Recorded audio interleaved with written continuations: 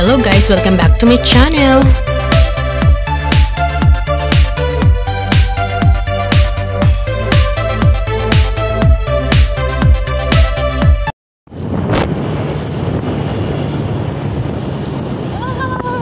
Mandamig na sa parting ito. Ito ay part na ng Infanta. Kita nyo, ayun. May pags pa. Ang taas ang mundo ko. Yan. Nasasalubong pa tayo mga riders. Sa taas. Pags. Lamit. Ang daming mga pine tree.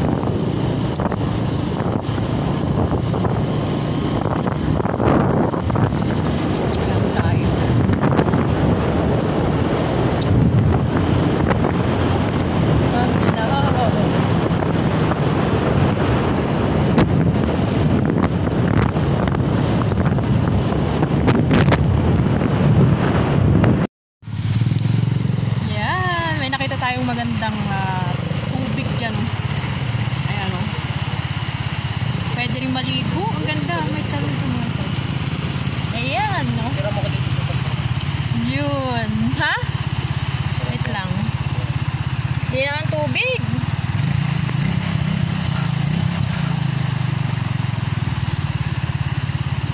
Ganda.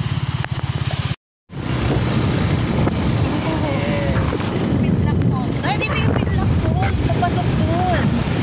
Tulo.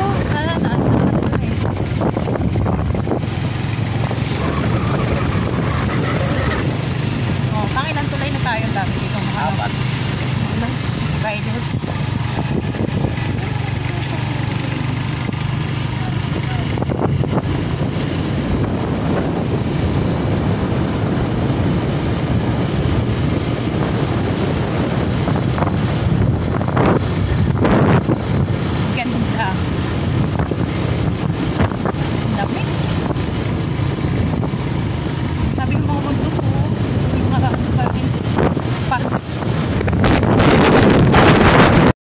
At tumigil nga kami dito guys. Ayan, nakakita ko ng malaking ilog. Ayun o. Mayroon pa dong nagbabangka. Ayun. I think nagbabangka sila. Ayun. Ganda. At gandang linis ng tubig oh. Blue ang tubig. Kulay blue tubig. Ganda. Ha? Ganda. Ito yung nakita ko dati noon na may palayan. Ayun o, palayan yan eh. Ano? Yan. Ang ganda niya oh. Siguro mga ilang oras pa bago tayo makarating Infanta? Half? Yan oh. Ganda oh. Wow, ayan. Lakad na ulit kami guys. Ayan. May bags na. Inabot na kami ng ulan. Pauwi na kami guys. Ayan. Ngayon may 4 PM na ng hapon. Kaya pauwi na tayo. Yan. Yan. Sinasalubong na natin yung pags. Dahil pasasakyan. Pabuntang Infanta. Wow. Ang lamig. Basa na rin kami ng ulan. Ayan, nandito na siguro tayo sa mga anong lugar na Magsaysay. I don't know. Ayan. So, pauwi na tayo ng Kanay. Pags. Yun. Wow.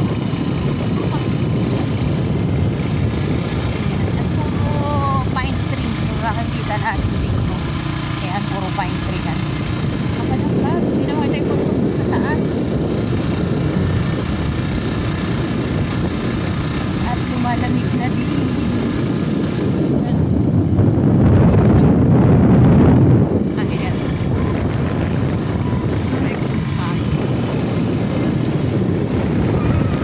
Ayan. Yung mga nakikita yung mga turo dyan sa daan. Ayan. Mga pine tree yan. Ayan. Umaalis na yung pagso. Maangat na.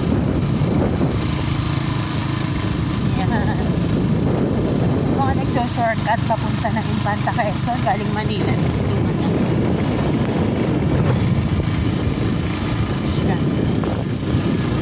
At ang dami pang mga bahay sa kabundukan.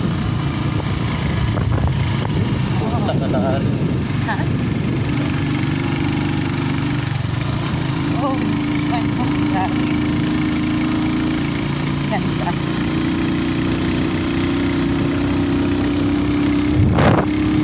So, yan lang guys yung ating